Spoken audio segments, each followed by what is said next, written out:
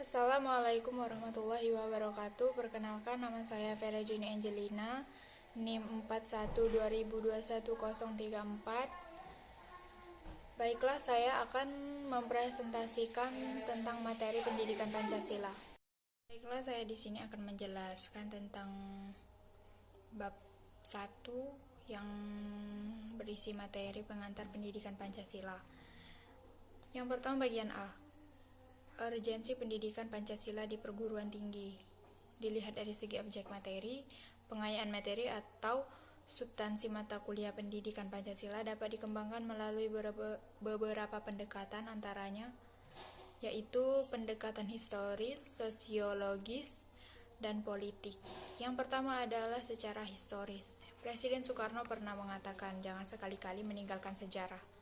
Pernyataan tersebut dapat dimaknai bahwa sejarah mempunyai fungsi penting dalam membangun kehidupan bangsa dan kehidupan di masa depan. Kedua, pendekatan secara sosiologis dapat dipahami sebagai ilmu tentang kehidupan antar manusia dalam mengkaji lain latar belakang, susunan dan pola kehidupan sosial dan berbagai golongan atau kelompok masyarakat, di samping juga mengkaji masalah-masalah sosial, perubahan dan pembaruan dalam masyarakat. Secara yuridis, negara RI adalah negara hukum. Salah satu cirinya atau istilah berkuasa yang bersinonim, yaitu pemerintah berdasarkan hukum, rule of law. Yang keempat, secara politik. Salah satu sumber pengayaan materi pendidikan Pancasila adalah berasal dari fenomena kehidupan politik bangsa Indonesia. Yang B, peristiwa dan fenomena sosial yang aktual dan berkaitan dengan Pancasila. Yang pertama, terorisme. Seperti yang kita tahu, terorisme adalah suatu istilah yang menggunakan kekerasan terhadap penduduk sipil atau non-kombatan untuk mencapai tujuan politik dalam setelah lebih kecil daripada perang. Yang kedua, globalisasi. Pengaruh globalisasi Indonesia yang sudah didominasi oleh gaya kapitalis dan pemikiran liberalis secara perlahan sudah berusaha menghormati nilai-nilai ideologi Pancasila yang memiliki arti kemanusiaan yang adil dan beradab. Yang ketiga, disintegrasi bangsa. Integrasi bangsa adalah landasan bagi tegaknya sebuah negara modern. Yang ketiga atau yang C, pengertian Pancasila. Yang pertama, pengertian Pancasila secara etimologis. Secara morfologi, dalam bahasa Sanskerta atau bahasa Brahmana India, Pancasila berasal dari kata panca dan sila. Panca artinya 5, sila atau shila berarti dasar. Yang kedua, pengertian Pancasila secara historis. Keinginan dalam merumuskan dasar-dasar negara selanjutnya diawali sidang BPUPKI atau Dokuritsu Zunbi Tiosakai yang pada saat itu dipimpin oleh Dr. KRT Rajiman Widyodiningrat. Secara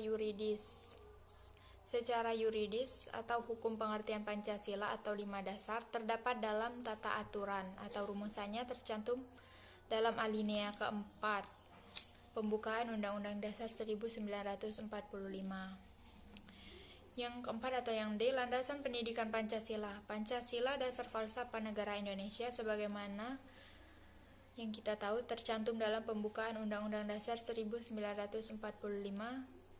yaitu yang pertama, landasan historis, landasan kultural, landasan yuridis, dan landasan filosofis. Selanjutnya adalah bab kedua, yaitu tujuan pendidikan Pancasila. Tujuan nasional sebagaimana dicantumkan dalam pembukaan Undang-Undang Dasar 1945 alinea keempat menyatakan melindungi segenap bangsa Indonesia dan seluruh tumpah darah Indonesia, memajukan kesejahteraan umum, mencerdaskan kehidupan bangsa, dan ikut melaksanakan ketertiban dunia yang berdasarkan kemerdekaan, perdamaian abadi, dan keadilan sosial.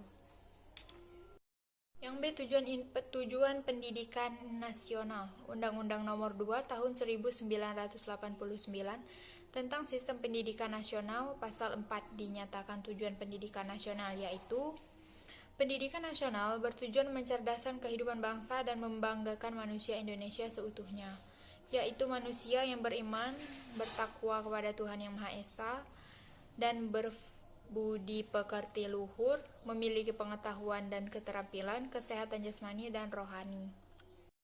Pancasila adalah untuk menumbuhkan wawasan dan kesadaran berbangsa dan bernegara, sikap dan perilaku cinta tanah air, dan bersendikan kebudayaan bangsa, wawasan Nusantara, serta ketahanan nasional dalam diri kita yang sedang mengkaji dan akan menguasai IPTEX.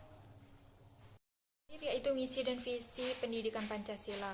Misi pendidikan Pancasila di perguruan tinggi menjadi sumber nilai dan pedoman bagi penyelenggaraan program studi dalam mengantarkan mahasiswa untuk mengembangkan kepribadiannya.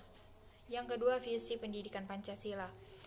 Visi pendidikan Pancasila bertujuan untuk membantu siswa agar mampu mewujudkan nilai dasar agama dan kebudayaan serta kesadaran berbangsa dan bernegara dalam menerapkan ilmu pengetahuan. Hanya sampai sini saja presentasi saya. Sekian, terima kasih. Wassalamualaikum warahmatullahi wabarakatuh.